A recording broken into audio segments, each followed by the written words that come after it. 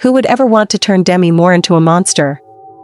That's precisely what director and writer Coralie Fargeat does in Moore's latest film, The Substance, which is in theaters now.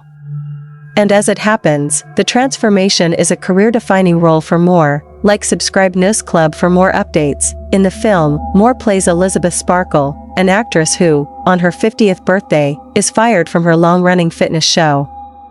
In her grief about losing her job and aging, she begins taking a drug, referred to as the substance, that promises to make her into a better and younger version of herself.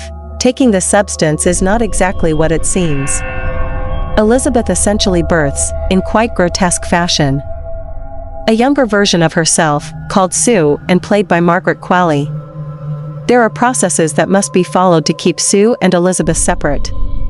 When Sue goes haywire and ignores those rules, there are unexpected, monstrous side effects that slowly change Elizabeth's body in disgusting ways. At different points in the film, prosthetics are used to turn Moore's body into a hunchback with no hair.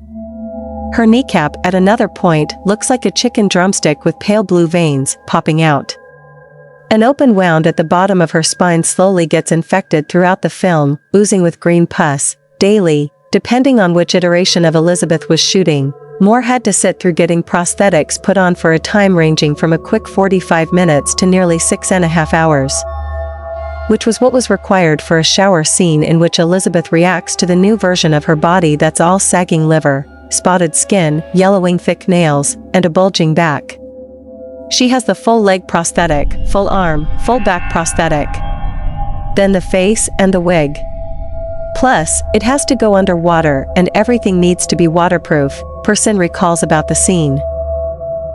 As Elizabeth's body begins to deteriorate into quite literally a monster, the different suits they worked on had corresponding nicknames. The first stages of Demi's aging process was Requiem because of Requiem for Dream, he says, about scenes in which half of Elizabeth's body begins to model and age, a reference to Ellen Burstyn's character. The next stage, where she grows an enormous hunchback with a sagging ass, was called Gollum. And the ultimate monster, the boob-filled mashup between Elizabeth and Qualley Sue, was Monstro. These transformations all begin with just one finger. After Sue neglects the specific rules of taking the drug, Elizabeth is left with one gnarled finger. Greatly reminiscent of the evil witch in Snow White. Getting the finger just right was important since it's just the beginning of Elizabeth's transformation for the rest of the film. After Sue neglects Elizabeth for what seems like weeks, the path to full monster is nearly complete, revealing Elizabeth to be a hag-like creature. The evil witch in Snow White again remains a good comparison, with Elizabeth now having a ton of wrinkly, loose flesh, sagging breasts, and a giant hunchback. The idea of performance is one that's so important to the film, so when ending it with a blob with Moore's face on it, Fargeat wanted that facial expression. Person and his team built a puppet blob that they moved around for the scene.